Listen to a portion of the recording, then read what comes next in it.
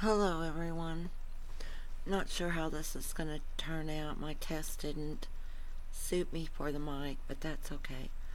I just felt like I wanted to come on here, and here I am. So I get to thinking about having been lied about in 95. She said, well, the stepdaughter said that I was at Friends every day, and that's not so. And I didn't know how, other than them, to get in my, at the time, phone address book, because I didn't have the internet then. And they never asked, and that got away from me. I mean, my opportunities. I'd always wanted them to do the things that they should have been doing, but me trying to convince them only made matters worse, I think. So, I mean, what do you do when someone says someone wasn't where they think they were or where they say they were? It's almost like, oh, okay, I was sunbathing nude on the Riviera. Oh, okay. I mean, why wouldn't they like that thrown at them? Well, I got that kind of twisted around, but why couldn't I throw that at them?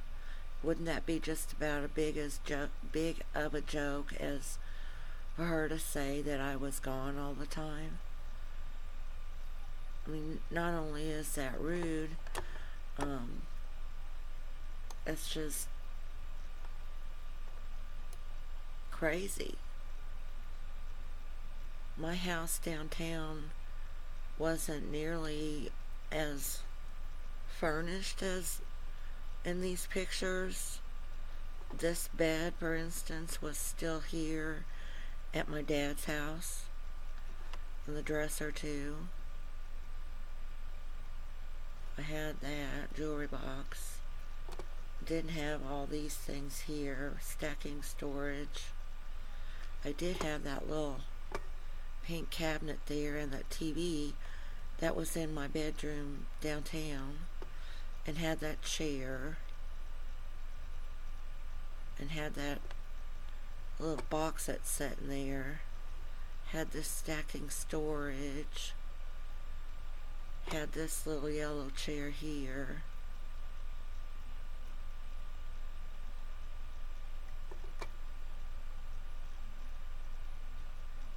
Had those things all along. The ones I just pointed out. Well, pretty much. That chair was up in my bedroom. And,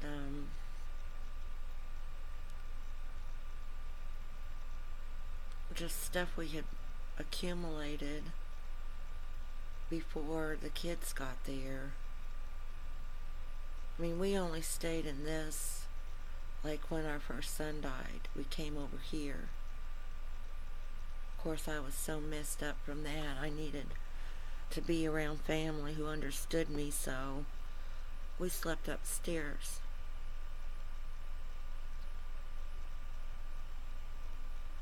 None of these clothes. I know I didn't have a lot of this. I mean, what do you do when someone just tells a great big lie on you? You've got to have some kind of validation somewhere. Then they're trying to lay on me that I had alter egos. Hello? And yes, I've been through a lot, but I don't believe my mind split, okay? I may have, but I would have some sort of proof there too. Yes? There would be something. It would have to have been like someone totally perfect to go out into the world from their little cozy home where they or just a full timer, to not get into any trouble out in the world. And I didn't drive, so there were no tickets. I didn't club, so there were no bar tabs. I didn't scratch somebody's car getting in or out of mine parked somewhere. There would be telltale signs. I'll try to run through some, by a few. Okay. If I was at friends, who loaned who what, and they didn't get it back? Who owes who money?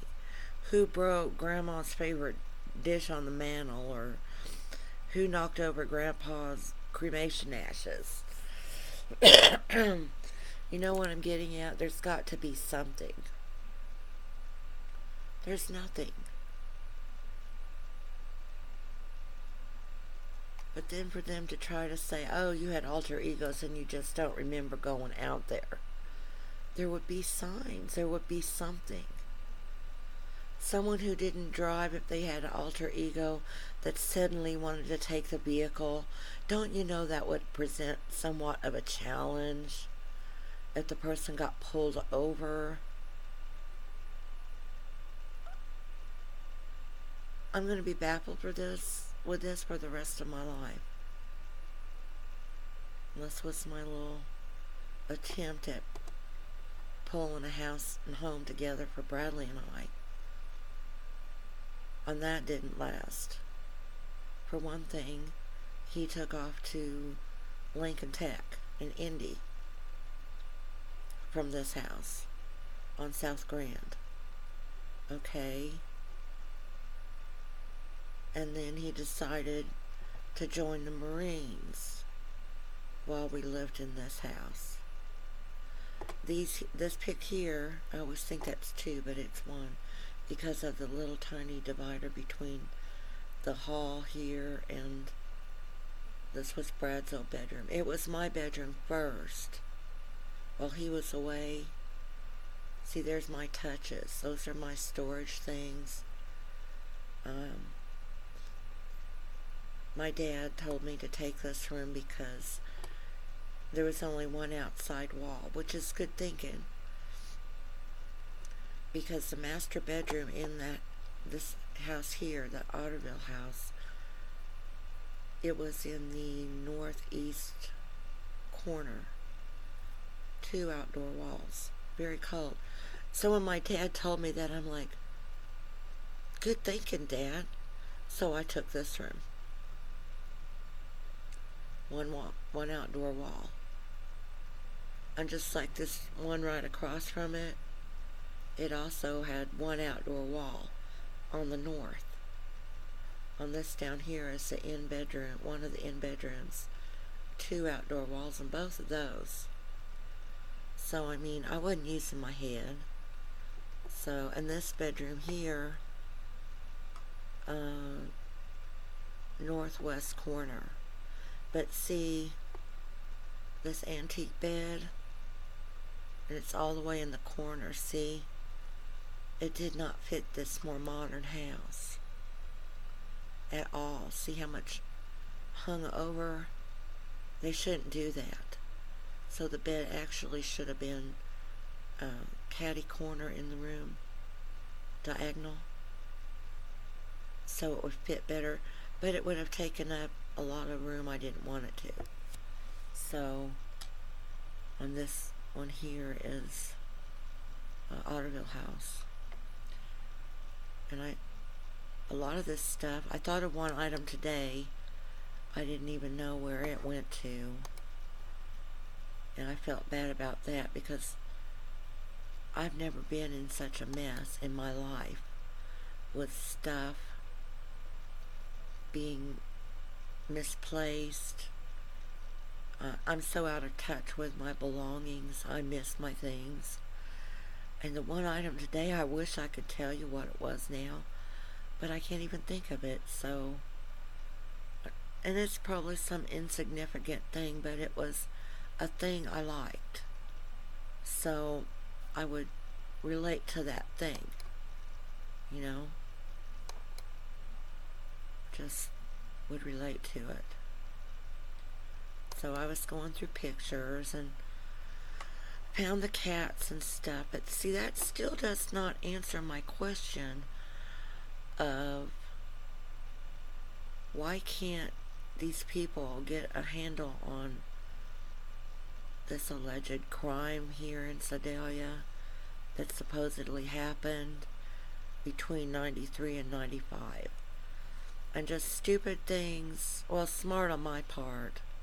And I'm not perfect, believe me, I'm not anywhere near perfect, but like having the cops come over to talk to her about her coat. The cops were there at the house between 93 and 95 when this supposed crime happened.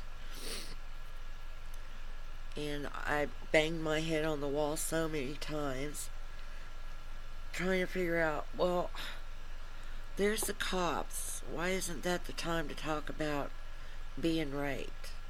Or why isn't it a good time to argue with someone when they're trying to send you back to the house after they took you off the school grounds illegally, clear into another county to have you checked by a doctor and questioned?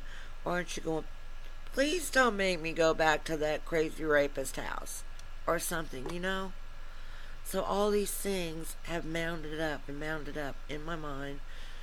And I guess tonight was just a good night to try to let some of them loose. You know, I was going to point something out. This was a dresser that was,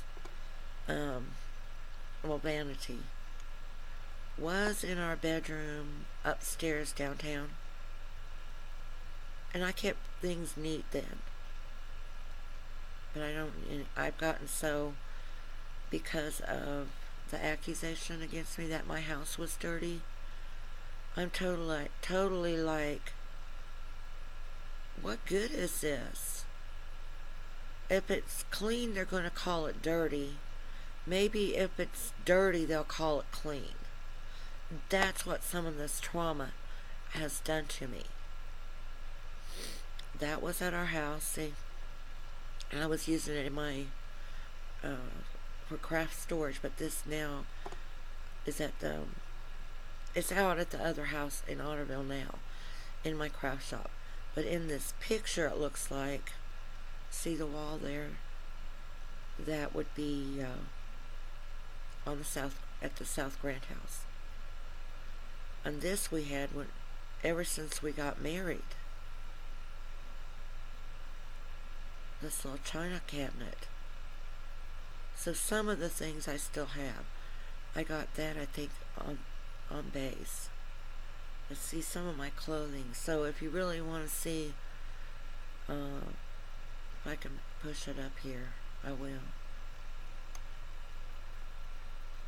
There's my clicker. Prairie Shadow. PRAIRIESHADOW.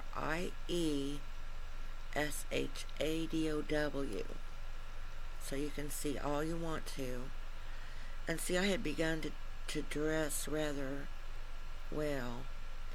I mean, like a friend of mine, well, she had been a friend between 93 and 95, but, oh dang it, my page just went away. Gabrielle. Some of you know Gabrielle. She gave me those shoes. And we met when she was serving coffee in this little cafe downtown, I think. Or my dad knew her when they lived on base. And my dad was their mailman. And her daughter loved my dad and would follow him around on his route. But I'm running out of time here, so I'll probably come back and try something else here shortly. I hope you enjoyed this, people, little bits of my life, if you can call it a life. Thanks for watching. Ask for a free refill.